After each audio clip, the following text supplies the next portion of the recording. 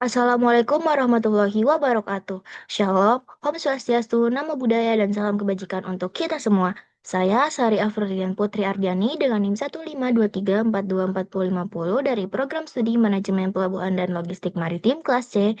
Izin untuk memaparkan UAS Usaha Jasa Transportasi yang diampu oleh Bapak Vivian Karim Ladesi serta Ibu Winnie Rosadewi.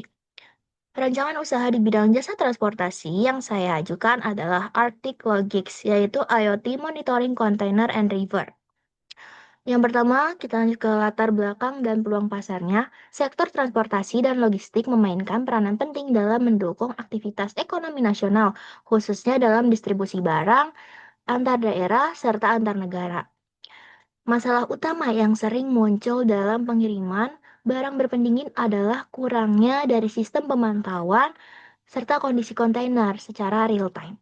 Pada banyak kasus, perubahan suhu ini terdeteksi setelah barang sampai di tujuan, sehingga menyebabkan penurunan kualitas bahkan kerusakan dari total muatannya. Kondisi ini tidak hanya menimbulkan kerugian finansial bagi pelaku usaha, tetapi juga berdampak pada menurunnya kepercayaan dari konsumen kepada mitra bisnisnya. Selain itu, permintaan pasar global terhadap traceability, food safety, dan kepatuhan standar logistik internasional semakin meningkat, sehingga perlu adanya sistem pemantauan yang akurat dan terdokumentasi dengan baik. Selanjutnya untuk peluang pasar dari Arctic Logics ini, yang pertama adalah peningkatan ekspor impor komoditas berpendingin, yang kedua pertumbuhan pesat sektor cold chain logistik di Indonesia, yang ketiga kebutuhan data monitoring suhu dan kondisi muatan yang akurat dan terdokumentasi, yang ketiga yang keempat ada dorongan transportasi digital dan adopsi IoT di sektor transportasi dan maritim, dan yang terakhir terbatasnya penyedia layanan monitoring river berbasis IoT di dalam negeri.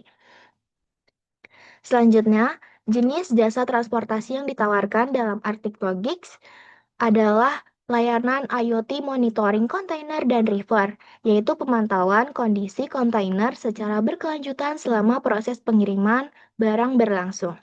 Adapun untuk fitur layanannya adalah yang pertama ada pemantauan suhu dan kelembaban kontainer secara berkelanjutan menggunakan sensor IoT. Yang kedua, pelacakan lokasi kontainer secara real time selama proses pengirimannya. Yang ketiga ada dashboard digitalnya berbasis web dan aplikasi untuk memantau posisi serta kondisi muatan kapan saja. Lalu ada sistem peringatan dini atau early warning system yang mengirimkan notifikasi otomatis apabila terjadi penyimpangan suhu atau kondisi berisiko dalam muatannya. Dan yang terakhir ada layanan analisis data dan pelaporan, meliputi dari laporan historis serta evaluasi kinerja pengangkutan sebagai dasar pengambilan keputusan para pelanggannya. Selanjutnya ada segmentasi pelanggan dan nilai tambah. Segmentasi pelanggan ini dilakukan agar layanan Arctic Logis ini dapat difokuskan pada kelompok pengguna utama yang memiliki kebutuhan tertentu terkait pemanfaatan kondisi kontainer dan river selama proses transportasi logistik ini. Untuk segmentasi pelanggan dari Arctic Logis ini meliputi yang pertama eksportir dan importir produk berpendingin. Jadi kelompok ini tuh mencangkup perusahaan yang bergerak di bidang makanan beku, hasil perikanan, daging, buah, serta farmasi. Yang kedua ada perusahaan freight forwarder dan logistik atau 3PL, yaitu penyedia jasa logistik ini pasti membutuhkan visibilitas penuh terhadap kondisi muatan pelanggannya mereka. Yang ketiga ada operator pelayaran dan penyedia kontainer. Segmen itu memerlukan sistem monitoring river kontainer guna memastikan keandalan peralatan, mengurangi risiko kerusakan pada kontainer, serta meningkatkan efisiensi operasional armada kapal dan kontainer yang dikelolanya. Yang terakhir ada terminal peti kemas dan pengelola pelabuhan. Terminal dan pelabuhan ini membutuhkan data mengenai kondisi kontainer river untuk mendukung kelancaran operasional, mengurangi dwelling time, serta meningkatkan sistem pengawasan dan pengendalian kualitas layanan kepelabuhanan. Selanjutnya ada segmentasi pelanggan dan nilai tambah. Nilai tambah merupakan keunggulan utama yang ditawarkan oleh Arctic sendiri sebagai penyedia jasa monitoring kontainer dan river berbasis IoT. Beberapa nilai tambah tersebut antara lain yang pertama ada real-time monitoring, yaitu pemantauan suhu, lokasi, dan kondisi kontainer secara real-time selama proses pengiriman berlangsung. Yang kedua ada preventive control, yaitu sistem peringatan dini untuk mencegah penyimpangan suhu dan meminimalkan risiko kerusakan muatan. Yang ketiga ada transparansi dan kepercayaan. Jadi, terdapat data historis dan laporan sebagai bukti kepatuhan cold chain dan peningkatan kepercayaan mitra.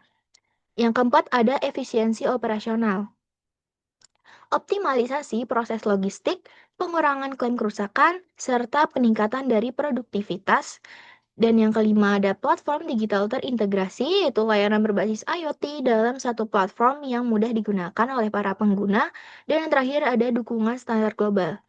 Jadi, Arctic ini memenuhi standar internasional keamanan pangan, farmasi, dan kualitas produk berpendingin. Selanjutnya ada analisis SWOT usaha.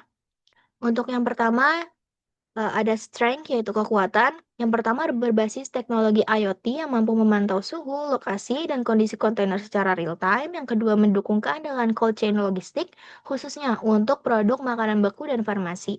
Dan yang ketiga meningkatkan transparansi dan traceability pengangkutan barang. Lalu ada mengurangi risiko kerusakan muatan dan klaim kerugian, serta sistem digital berbasis dashboard yang mudah diakses oleh para pelanggannya. Selanjutnya ada weakness atau kelemahannya. Yang pertama membutuhkan modal awal yang cukup besar untuk pengadaan sensor IoT ini, serta pengembangan platform digital. Yang kedua ada ketergantungan pada ketersediaan jaringan internet dan sinyal komunikasi data. Dan yang ketiga membutuhkan tenaga teknis yang khusus untuk instalasi, pemeliharaan, dan analisis data. Selanjutnya ada opportunity, yaitu kesempatan atau peluang. Yang pertama ada peningkatan aktivitas ekspor impor dan distribusi komoditas berpendingin. Yang kedua ada pertumbuhan industri cold chain logistik di Indonesia. Lalu ada dorongan transportasi digital sektor transportasi dan maritim. Lalu ada tuntutan global terhadap standar keamanan pangan, farmasi, dan traceability logistik. Dan yang terakhir masih terbatasnya penyedia layanan monitoring river berbasis IoT di pasar domestik. Untuk threat atau ancamannya, yang pertama yaitu persaingan dari penyedia teknologi global dan perusahaan multinasional. Yang kedua, risiko keamanan data dan sistem digital. Lalu, yang terakhir adalah perubahan regulasi logistik dan standar internasional. Untuk strength opportunity-nya, yang pertama menoptimalkan teknologi IoT artikulogis untuk mendukung kebutuhan industri cold chain yang terus berkembang, lalu menjalin kerjasama dengan freight forwarder, operator pelayaran, dan terminal peti kemas untuk memperluas pasar, lalu dapat menyediakan layanan berbasis data sebagai solusi dari pemenuhan standar logistik internasional. Untuk weakness opportunity-nya, yang pertama, kita dapat mengajukan kerjasama strategis atau investasi dengan mitra logistik dan pelabuhan untuk menekan biaya awal.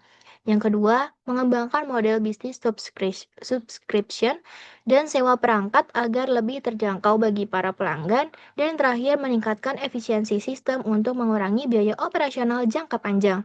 Yang ketiga ada strength rate-nya, yaitu yang pertama memperkuat sistem keamanan data dan keandalan platform digital untuk menghadapi persaingan global. Yang kedua, menggunakan keunggulan layanan lokal dan pemahaman pasar domestik sebagai diferensiasi.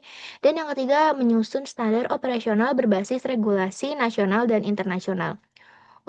Untuk weakness dan threat-nya, yang pertama kita dapat menyusun SOP untuk pemeliharaan perangkat IoT secara rutin untuk mengurangi risiko dari kegagalan sistem. Dan yang kedua, mengembangkan sistem cadangan data atau backup system untuk menjaga kontinuitas layanan.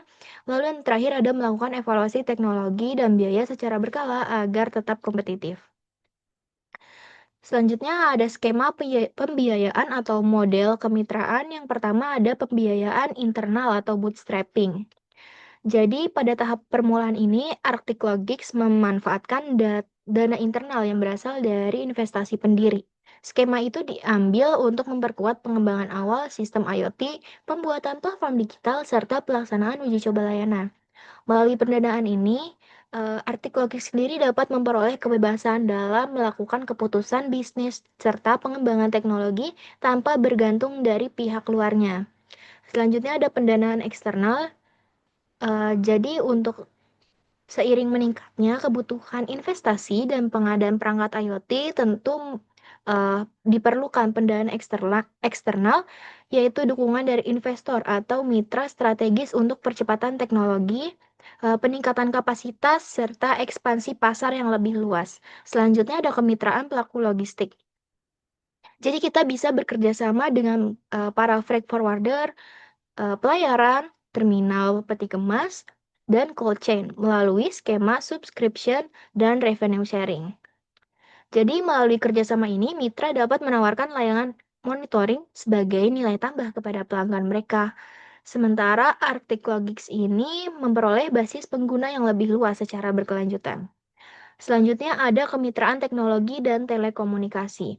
Untuk memastikan stabilitas dan keandalan sistem monitoring, Arctic Logics sendiri juga bisa menjalin kemitraan dengan penyedia perangkat IoT dan operator jaringan telekomunikasi. Kerjasama ini bertujuan untuk menjamin ketersediaan jaringan data, menekan biaya operasional, serta meningkatkan kualitas layanan kepada para pelanggan. Selanjutnya ada estimasi kebutuhan investasi awal dan sumber pendapatan. Untuk kebutuhan investasi awal dalam usaha ini terdiri dari pengembangan teknologi dan kesiapan operasional. Jadi yang pertama itu difokusin pada pengembangan teknologi serta kesiapan operasional layanan monitoring kontainer dan river berbasis IoT. Yang kedua ada pengadaan perangkat IoT dan sensor. Jadi perangkat ini tuh berfungsi untuk memantau suhu, kelembaban, lokasi, serta kondisi kontainer dan river secara berkelanjutan selama proses pengirimannya. Selanjutnya ada pengembangan platform digital atau dashboard dan aplikasi.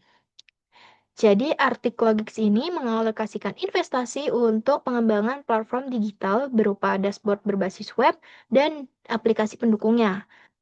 Platform ini sendiri dapat meningkatkan pelanggan untuk memungkinkan serta mengakses data monitoring secara mudah, cepat, dan terintegrasi. Selanjutnya ada infrastruktur cloud dan sistem penyimpanan data. Infrastruktur ini berperan dalam pengelolaan data dalam jumlah yang besar, menjaga keamanan informasi, serta memastikan ketersediaan datanya itu secara real time dan berkelanjutan. Selanjutnya ada biaya legalitas, operasi awal, dan pemasaran. Legalitas ini diperlukan agar usaha itu berjalan sesuai ketentuan hukum, sementara pemasaran yang awal ini bertujuan untuk memperkenalkan layanan Arctic Logics kepada calon pelanggan dan mitra strategis di sektor logistik dan maritim. Selanjutnya, untuk sumber pendapatan usaha ini bisa berasal dari biaya berlangganan layanan monitoring atau subscription, yang kedua ada biaya sewa atau menggunakan perangkat IoT, yang ketiga ada layanan analitik lanjutan dan pelaporan khusus, dan yang selanjutnya terakhir ada diversifikasi sumber pendapatan untuk keberlanjutan usaha. Jadi diversifikasi ini bertujuan untuk menjaga keberlanjutan finansial perusahaan, mengurangi ketergantungan pada satu sumber pendapatan, serta meningkatkan daya saing Arctic Logics di industri jasa transportasi dan logistik berbasis teknologi. Selanjutnya, ada detail estimasi biaya yang dibutuhkan. Untuk komponen biaya yang pertama, ada perangkat IoT dan sensornya sendiri. Untuk rinciannya dimulai dari 50 unit sensor suhu, kelembaban, GPS, modul komunikasi, casing, serta instalasi awal dengan estimasi biaya 350 juta. Yang kedua ada komponen biaya pengembangan sistem dan aplikasi. Rinciannya seperti ada dashboard web, integrasi IoT, notifikasi, UI UX, keamanan sistem. Untuk estimasi biaya yang ditawarkan adalah 200 juta. Yang ketiga ada infrastruktur cloud, yaitu untuk setup awalnya seperti servernya, database, bandwidth, backup data. Untuk estimasi biayanya sebesar 50 juta. Selanjutnya ada legalitas dan administrasi awal, yaitu ada pendirian usaha, perizinan, serta kontrak kerjasama dengan pihak lain dengan estimasi biaya 25 juta. Selanjutnya ada gaji sumber daya manusianya. Untuk rinciannya terdiri dari teknisi IoT, IT support, serta para admin yang terdiri kurang lebih 4 orang. sebesar 240 juta. Selanjutnya ada cloud dan penyimpanan data. Rinciannya ada server, bandwidth, serta ada keamanan data. Rincian ini dibentuk untuk dalam kurun waktu 1 tahun dengan estimasi biaya 25 juta. Selanjutnya ada perawatan dan pemeliharaan perangkat seperti baterai, kalibrasi sensor, serta perbaikan. Dengan estimasi biaya 40 juta, selanjutnya ada transportasi dan komunikasi operasional seperti ada kunjungan lapangan serta komunikasi data dengan estimasi biaya 30 juta, serta yang terakhir ada komponen pemasaran dan promosi, seperti ada website, branding, serta digital marketing dengan estimasi biaya 50 juta. Sehingga total estimasi biaya yang dibutuhkan yaitu 1 miliar 10 juta rupiah. Selanjutnya untuk strategi keberlanjutan dari Arctic Logics ini, yang pertama ada keberlanjutan lingkungan. Arctic Logics sendiri mendukung konsep green logistik melalui pemantauan kontainer dan river secara real time yang mampu mengurangi risiko kerusakan dari muatan. Jadi dengan menekan pemborosan dan pengiriman ulang, layanan ini turut membantu pengurangan emisi karbon. Selain itu, penggunaan sistem digital juga mengurangi proses manual dan dokumen fisik sehingga mendorong operasional yang lebih ramah lingkungan. Yang kedua ada keberlanjutan sosial. Dari aspek sosialnya, Arctic Logics ini berkontribusi dalam penciptaan lapangan kerja di bidang teknologi dan transportasi. Layanan monitoring berbasis data juga meningkatkan keselamatan, transparansi, dan kepastian dalam proses pengiriman barang, sehingga dapat memperkuat kepercayaan para pelanggan dan mitra usahanya. Yang ketiga ada keberlanjutan ekonomi. Jadi keberlanjutan ini dijaga melalui penerapan model bisnis berlangganan dan diversifikasi sumber pendapatan. Strategi ini menciptakan arus kas yang stabil dan memungkinkan pengembangan usaha ini secara bertahap melalui kemitraan dengan perusahaan logistik dan operator pelabuhan. Baik, kurang lebihnya mohon maaf. Wassalamualaikum warahmatullahi wabarakatuh. Terima kasih.